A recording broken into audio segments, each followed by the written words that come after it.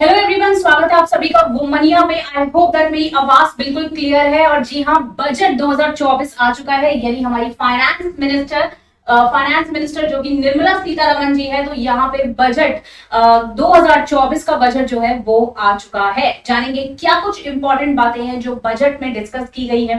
2024 का बजट जो है उनमें क्या चीजें सस्ती हुई है, कौन सी चीजें महंगी हुई है, किस सेक्टर में कितना एलोकेशन हुआ है, हेल्थ केयर के बारे में, एजुकेशन के बारे में, इंपॉर्टेंट स्कीम्स क्या है, फार्मर्स के बारे में क्या किया गया है, और यूथ का जो है एम्प्लॉयमेंट के बारे में क्या किया गया है। तो इन डिटेल डिस्कशन हम यहाँ पे करने वाले हैं। तो वीडियो को आपको एंड तक देखना है और वुमनिया चैनल को जो है आपको सब्सक्राइब का बटन जरूर दबाना है। बात है 2024 का, यहाँ पे ये बजट है, देख रहे हैं यहाँ पे कि निर्मला सीतारमण जी जो कि फाइनेंस मिनिस्टर है हमारी, वो जो है बजट को साफ तौर से पार्लियामेंट में पेश करने जो है यहाँ पे जा रही है। ठीक है, तो यहाँ पे इंपॉर्टेंट मोस्ट इंपॉर्टेंट हाइलाइट्स जो है ओवरऑल, यानी कि पूरा जो बजट का सार है, ठीक है, कुल मिला के 10 मिनट में क्रिस्प से क्रिस्प इंफॉर्मेशन जो है आपको मैं प्रोवाइड करूंगी। सबसे पहले यहाँ पे अगर हम हाईलाइट देखेंगे, यहाँ पे हाईलाइट अगर हम देखेंगे तो ये हाईलाइट जो है इंटरिम बजट 2024 की है, यानी फाइनल बजट आने से पहले जो है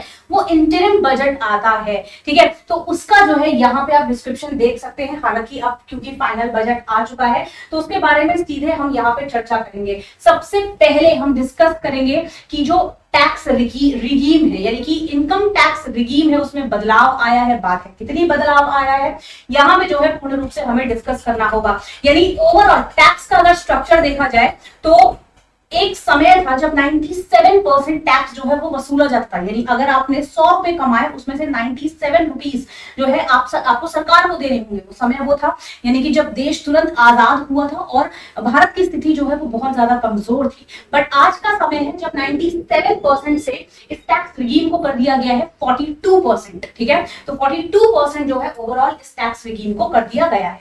अब बात यह है कि जो लोग अब इनकम टैक्स का पूरा जो रिगीम है उसमें बदलाव देखने को मिले हैं, और ये बदलाव किस तरीके से है इसको जान लेते हैं। पहला, जो भी लोग 0 to 3 लाख पर ईयर कमाते हैं, ध्यान रखिए ये पर मंथ नहीं है, पर ईयर है। जो भी लोग 0 से 3 लाख पर ईयर कमाते हैं, ठीक है, उनको जो है कोई भी यानी शून्य टैक्स जो है उनको देना होगा, उनके लिए कोई भी टैक्स नहीं है। वहीं जो लोग 3 से 6 लाख रुपए कमाते हैं सालाना, उनको जो है 5% का टैक्स भरना होगा। ठीक है, वहीं 6 से 9 लाख वाले जो लोग हैं वो भरेंगे 10% का टैक्स। वहीं 9 लाख से 12 लाख सालाना अगर आपकी इनकम है, इतना आप कमाते हैं, तो 15% का टैक्स जो है वो आपको भरना होगा। अगर 12 लाख से 15 लाख तक का जो है ओवरऑल अगर आपकी सालाना इनकम है तो 20% का टैक्स भरना होगा। वहीं अगर सालाना इनकम 15 लाख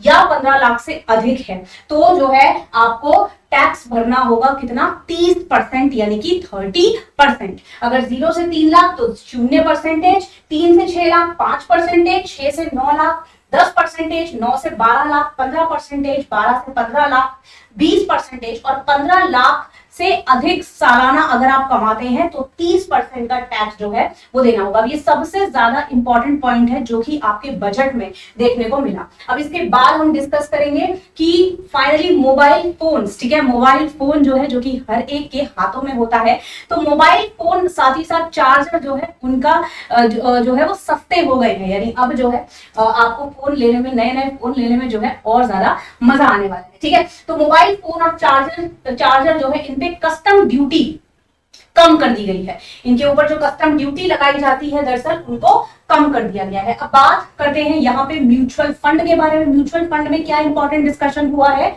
ध्यान रखिए कि म्यूचुअल फंड में रीपरचेज पर जो है 20% का टीडीएम लगाया गया है। ठीक है, तो यहाँ पे म्यूचुअल फंड में जो है ये ओवरऑल चेंज हुआ है। वहीं सोना और चांदी, यानी सोना और चांदी जो है ये भी सस्ते हो गए हैं, तो खरीदना जो है शुरू कर दीजिए, फिर पता नहीं दोबारा जो है ऐसा मौका कब मिलेगा।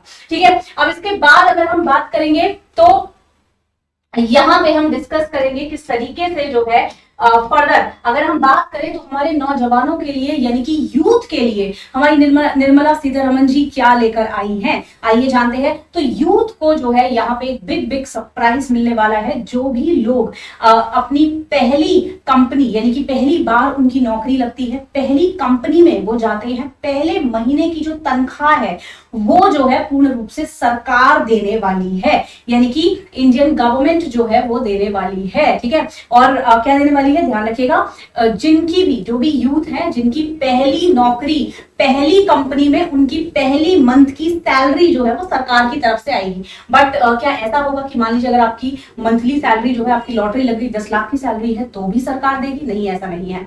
अगर मंथली लिमिट बनाई गई है, अगर आपकी 1 लाख सैलरी तक भी है, ठीक है, यानी कि अगर आपकी पहली जॉब जो है वो 1 लाख रुपीज की लगी है पर मंथ, तो जो है 1 लाख की लिमिट रखी गई है पर मंथ, तो जो है यहाँ पे सरकार आपको पहली सैलरी जो है वो सरकार की तरफ से आप लोगों को दी जाएगी। और बात यह है कि 3 इंस्टॉलमेंट्स में जो है सरकार आपको ये पैसा देगी, यानी कि पहली मंथ की सैलरी जो है वो आपको 3 इंस्टॉलमेंट्स में सरकार पे देगी। ठीक है, अब जो स्टार्टअप्स पे टैक्स लगाया गया था यानी कि एंजल टैक्स, फाइनली वो जो टैक्स है उसको हटा दिया गया है। अब ये एक बड़ी राहत है स्टार्टअप्स के लिए, क्योंकि हमने देखा कि स्टार्टअप्स जो है वो बहुत ज्यादा परेशान हो रहे थे इस एंजल टैक्स के शिकंजे से। तो अब इस शिकंजे को जो है एंजल टैक्स को पूर्ण रूप से हटा दिया गया है, यानी स्टार्टअप्स को ग्रो करने की पूरी तरीके से अपॉर्चुनिटी यहाँ पे दी गई है। अब इसी के साथ अगर बात करेंगे तो गरीब लोगों की अगर बात की जाए, यानी कि अगर पुअर लोगों की बात की जाए, तो यहां पर देख सकते हैं कि 3 करोड़ से भी ज्यादा घर जो है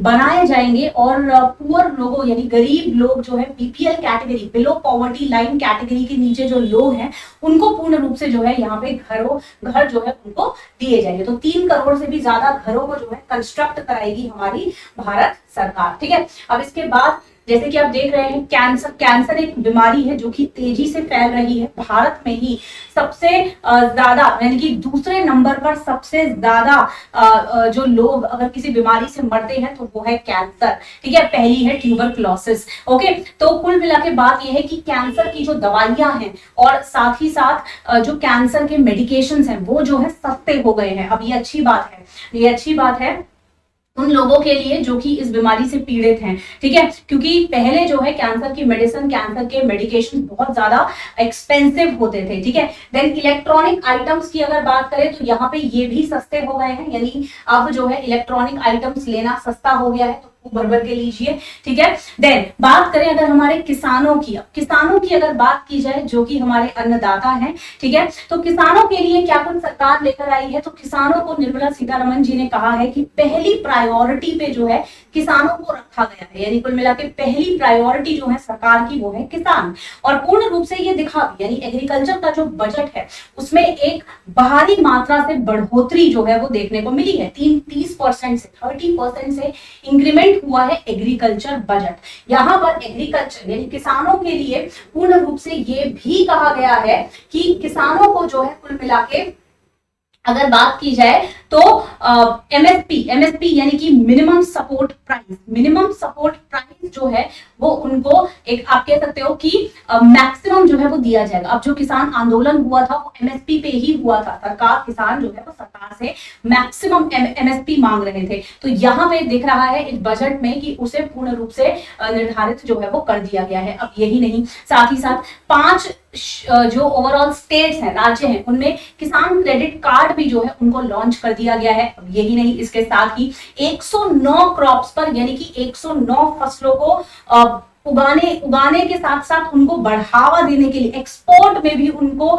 जो है बढ़ोतरी कराने के लिए भारत सरकार ने जो है उस पे आप कह सकते हो कि पूर्ण रूप से उसको एडवर्टाइज करने का और साथ ही साथ सपोर्ट करने का, ओवरऑल प्रोडक्शन को यहाँ पे जिम्मा उठाया है। और कुल मिलाकर बात यह है कि एग्रीकल्चर सेक्टर में जो सरकार के इनिशिएटिव्स हैं वो बहुत ज्यादा एक तरीके से वेल बैलेंस लग रहे हैं। अब इसी के साथ साथ जॉब्स के ऊपर, एम्प्लॉयमेंट के ऊपर बहुत ज्यादा ध्यान दिया गया है, यानी कि वो कंपनियां जो कि मैन्युफैक्चरिंग सेक्टर में हैं, यानी कि उद्योग सेक्टर, मैन्युफैक्चरिंग सेक्टर में जो कंपनियां जॉब्स देंगी यानी एम्प्लॉयमेंट देंगी, उनको जो है सरकार की तरफ से इंसेंटिव दिए जाएंगे। तो कुल मिला के मैन्युफैक्चरिंग सेक्टर में जो स्टार्टअप्स हैं या मैन्युफैक्चरिंग सेक्टर में अगर कोई कंपनी खोलेगा तो उसको जो है सरकार की तरफ से काफी बेनिफिट्स मिलने वाले हैं। इस तरीके की बात जो है यहाँ पे निर्मला सीतारमण जी ने कही है। बात है कि 5 साल के अंतर्गत युवाओं के लिए, जो युवा है हमारे 5 साल के अंतर्गत यानी 5 साल तक जो है सरकार चलने वाली है, तो 5 साल के अंतर्गत जो है वो 1 करोड़ से भी ज्यादा नौकरियां जो है उनको एक तरीके से लागू किया जाएगा, यानी 1 करोड़ से भी ज्यादा नौकरियां जो है पैदा की जाएंगी। और 2 लाख करोड़ का जो बजट है कुल मिला के वो रोजगार यानी कि एम्प्लॉयमेंट के ऊपर जो है उसको रखा गया है। ठीक है, एम्प्लॉयमेंट के ऊपर जो है उसको रखा गया है। अब बात करें अगर यहाँ पे ईपीएफओ, तो ईपीएफओ के अंतर्गत भी जो है इंसेंटिव दिए जाएंगे। अब ये एक महत्वपूर्ण है कि ईपीएफओ में भी जो है क्या मिलेंगे, इंसेंटिव्स मिलेंगे। ठीक है लोगों को। देन स्किल डेवलपमेंट को बढ़ावा देने के लिए जो है ट्रेनिंग दी जाएगी 20 लाख लोगों को, 20 लाख लोगों को ट्रेनिंग दी जाएगी और उनके अंदर जो स्किल्स हैं उनको इनहैंस किया जाएगा ताकि उनको नौकरी पाना जो है कुल मिला के आसान हो जाए। यहाँ तक जो है 10 लाख रुपए शिक्षा प्रदान करने के लिए यानी एजुकेशन लोन भी जो है प्रोवाइड किया जाएगा। पर ध्यान रखिए ये एजुकेशन लोन जो है आप भारतीय यूनिवर्सिटी में, किसी भी भारतीय यूनिवर्सिटी में किसी भी स्टेट में जाके पढ़ सकते हैं, यानी विदेशी यूनिवर्सिटीज के लिए नहीं है, भारतीय यूनिवर्सिटी में पूर्ण रूप से आप लोग शिक्षा ले सकते हैं। तो यहाँ पे इस तरीके का प्रावधान है 10 लाख रुपए सरकार की तरफ से। और जो है एजुकेशन सेक्टर, एजुकेशन लोन जो है वो स्टूडेंट्स को दिया जाएगा इंडियन यूनिवर्सिटीज में अपनी एजुकेशन को पूरी करने के लिए। अब यहाँ तक इंटर अगर देखें तो एक और बहुत बड़ा स्टेप उठाया गया है युवाओं के लिए, जो कि है इंटर्नशिप। इंटर्नशिप जो है सरकार की तरफ से कराई जाएगी, जिसमें जो है 5,000 रुपए पर महीना स्टाइपेंड भी दिया जाएगा। ये स्टाइपेंड जो है उनको मोटिवेट करने के लिए है, साथ ही साथ स्किल्स भी डेवलप की जाएंगी ताकि उनको बेहतर से बेहतर नौकरी जो है वो मिल सके। अब जो कल्याण अन्न योजना है उसको और 5 साल के लिए एक्सटेंड कर दिया जाएगा, यानी कि BPL category, below poverty line के अंतर्गत जो लोग हैं उनको जो है फ्री में राशन जो है वो दिया जाएगा और ये स्कीम 5 साल से एक्सटेंड कर दी गई है। देन बात करें कि lithium battery, leather work, electric products, साथ ही साथ सोलर पैनल, ये सभी जो है सस्ते हो गए हैं, ये सभी सस्ते हो गए हैं, ध्यान रखिए। ठीक है, मैक्सिमम एमएसपी दिया जाएगा किसानों को, ये मैं बता चुकी हूँ। किसान क्रेडिट कार्ड जो है वो लागू किया जाएगा। 109 फसलों पर स्पेशल फोकस रहेगा सरकार का। अब बिहार और आंध्र प्रदेश के लिए ये बजट जो है बम्पर ऑफर लेकर भी आया है। ठीक है, जहां बिहार और आंध्र प्रदेश हाईलाइटेड रहे, वहीं यूपी जो है वो कहीं ना कहीं इस बजट में हाईलाइट नहीं हो पाया। बिहार के लिए ये बोला गया कि 2 एक्सप्रेसवेज जो है बिहार में बनाए जाने वाले हैं। पहला एक्सप्रेसवे होगा आपका पटना से पूर्णिया, यानी पटना जो कि राजधानी है बिहार की, कैपिटल है बिहार की, कनेक्ट करेगा पूर्णिया तक। दूसरा है बक्सर से भागलपुर, यानी बक्सर से और सिल्क सिटी कहा जाने वाला भागलपुर को कनेक्ट करेगा दूसरा एक्सप्रेसवे। ये दोनों एक्सप्रेसवे बिहार में जो है बनाए जाएंगे। दूसरे अगर बात करें तो आंध्र प्रदेश को जो है स्पेशल पैकेज दिया गया है। जी हाँ, नई कैपिटल को बनाने के लिए, आंध्र प्रदेश की नई राजधानी को बनाने के लिए यहाँ पे आंध्र प्रदेश को जो है स्पेशल पैकेज दिया गया है। इसके अंतर्गत उत्तराखंड, सिक्किम, आसाम और हिमाचल प्रदेश को डिजास्टर मैनेजमेंट से लड़ने के लिए भी स्पेशल पैकेज जो है वो इस बजट के अंतर्गत दिया गया है। इसके साथ ही बिहार में जो है महाबोधि टेम्पल पर कॉरिडोर बनवाने की बात की गई है। तो ये एक और स्पेशल आप कह सकते हो यहाँ पे इनिशिएटिव लिया गया है कि महाबोधि टेम्पल पे जो है कॉरिडोर बनवाया जाएगा। साथ ही साथ जो आपका नालंदा विश्वविद्यालय है, तो नालंदा विश्वविद्यालय के लिए भी आप कह सकते हो कि जो स्पेशल बजट है, ठीक है, स्पेशल बजट जो है वो लेकर आया गया है नालंदा विश्वविद्यालय के लिए। अभी हाल फिलहाल में आपने देखा होगा नालंदा विश्वविद्यालय का इनॉग्रेशन किया था पीएम मोदी जी ने,